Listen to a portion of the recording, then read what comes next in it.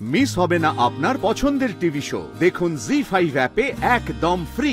তোকে তো সেই অনাথ আশ্রমে ফিরতে হবে আর সারা জীবন সেখানেই পৌঁছতে হবে।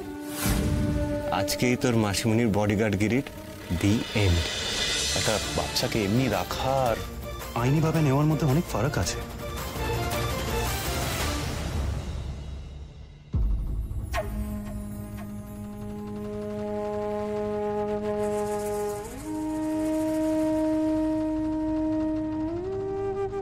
আর তাছাড়া আরেকটা ব্যাপারও আছে, আপনাকে খুলেই বলি।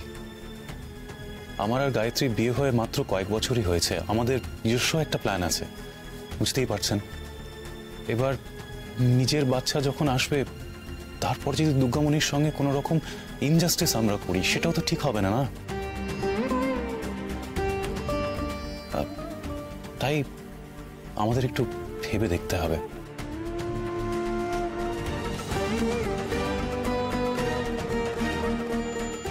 প্রকাশ, তুমি এখনো আমাদের ভবিষ্যৎ নিয়ে ভাবছো? না প্রকাশ, আমাদের সম্পর্কের কোনো ভবিষ্যৎ নেই। তুমি ভেবো না।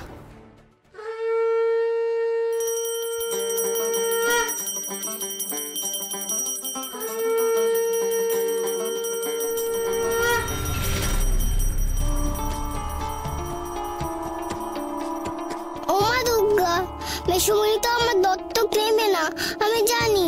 কি হবে গো, কি হবে গো বাঘ মামা? মা দুর্গাকে একটু জিজ্ঞেস করো না। মাসিমণির মেয়েকে খুঁজে পাবার আগে কি আমাকে চলে যেতে হবে এখান থেকে?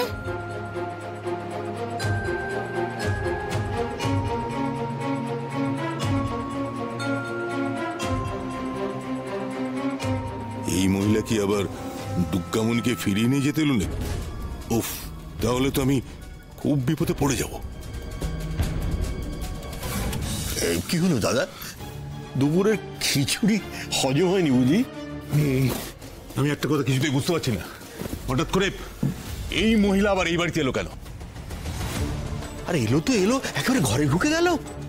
এটা আমার ঠিক ভালো লাগছে না। না, অসুবিধার কি আছে? ভালো না লাগার তো কিছু নেই। আরে দুর্গামণি তো অনাথ আশ্রমের মেয়ে না। বলছি দুর্গামণি তো এভাবে চিরকাল এ বাড়িতে থাকতে পারবে না। দুর্গামণিকে তো নিয়ে যাবেই, তাই না? যাক, নিয়ে যাক।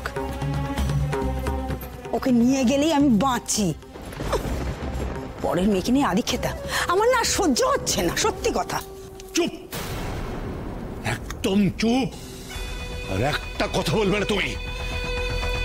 দেখি দেখি কি ওকে নিয়ে যায় আর কি করে ওকে নিয়ে যায়। এটা নবীন চৌধুরী বাড়ি, আমিও দেখে নেব। আস্তে, কি হচ্ছেটা কি? তুই আর ঝামেলা পাকাস না। আরে মানিক তোর সঙ্গে কথা বলছে, দেখ না কি হয়। তাহলে ওকে ওপরে নিয়ে গেল কেন? বাবা বাবা উনি হয়তো প্রকাশের সাথে কথা বলতে চেয়েছেন না। গিয়ে যার সঙ্গে কথা বলুক, ওকে আমি কিছুতেই ছাড়বো না।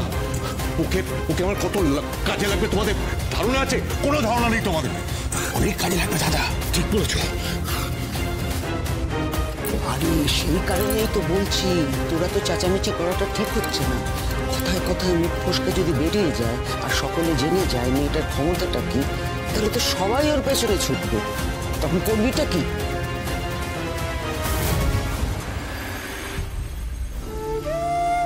আমার চাওয়া দিয়ে কি হবে প্রকাশ? হয়তো আর মাত্র একটা দিন তুমি আর আমি একসঙ্গে আছি, এক ছাদের তলায়। আমার মেয়েকে আমি খুঁজে তো বের করবই, আর তোমার সামনেও আনবো আমি।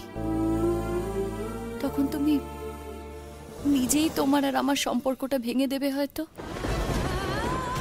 চলে যেতে হবে আমার মেয়েকে নিয়ে আমায় এখান থেকে। নিজের মেয়েকে নিয়ে আমি কোথায় থাকবো, কি খাবো, তাই তো জানি না।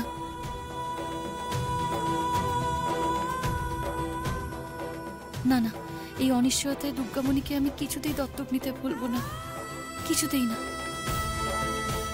ও মা দুর্গা, কেন আমায় এই অবস্থায় ফেললে মা?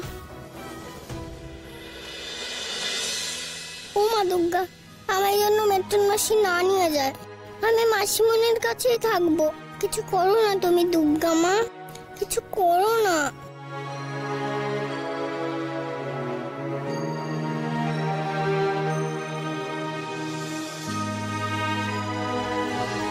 ঠিক করে দে। এই তো দিচ্ছি।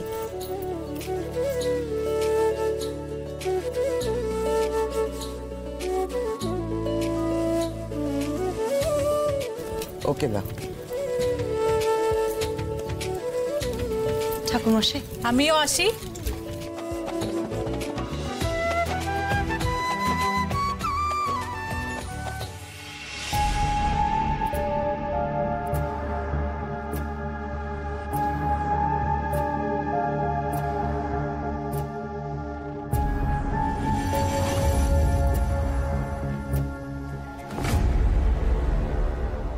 আবার এসেছে এই পচা জেঠুটা।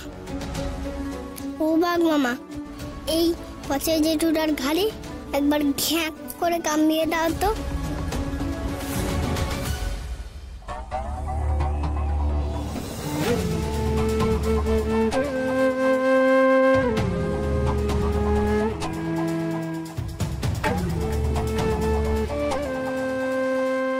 ভয় নেই রে, আমি তোকে বলবো না, কয়েকটা কথা বলবো।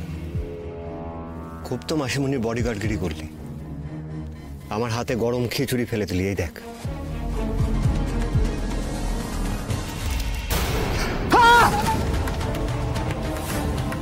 কি লাভ হলো তোর বলতো?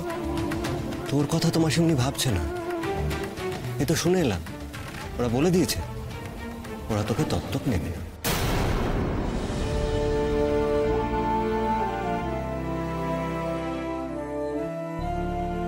সেটা আমি আগে থেকেই জানি মেসুমণি রাজি হবে না। না না, এইভাবে চোখে জল ফেললে তো হবে না। চলবে না এরকম চোখে জল ফেললে। অনেক কাজ আছে, সেই কাজ আমাকে করতে হবে। যাই, তার আগে বরঞ্চ ওনাকে চার প্রসাদটা দিয়ে আসি।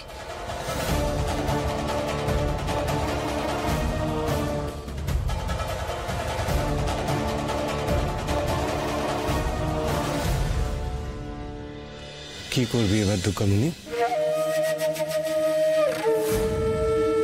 সে আমি যা করার করব, তাতে তোমার কি? আমার আবার কি হয় বল? আমার কিচ্ছু না, আমি তো তোর কথা ভাবছি। তোকে তো সেই অনাথ আশ্রমে ফিরতে হবে, আর সারা জীবন সেখানেই পৌঁছতে হবে। আজকেই তোর মাসিমণির বডিগার্ডগিরির দি এন্ড, শেষ। তুমি খারাপ, তুমি পচা।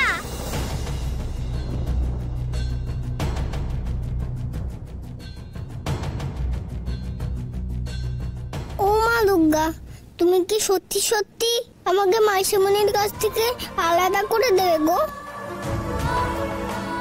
কি চাও তুমি বলো না। আমি যে সকলের মনের কথা পড়তে পারলেও তোমার মনের কথা পড়তে পারি না যে। জি5 ডাউনলোড করুন আর সব এপিসোড দেখুন একদম ফ্রি।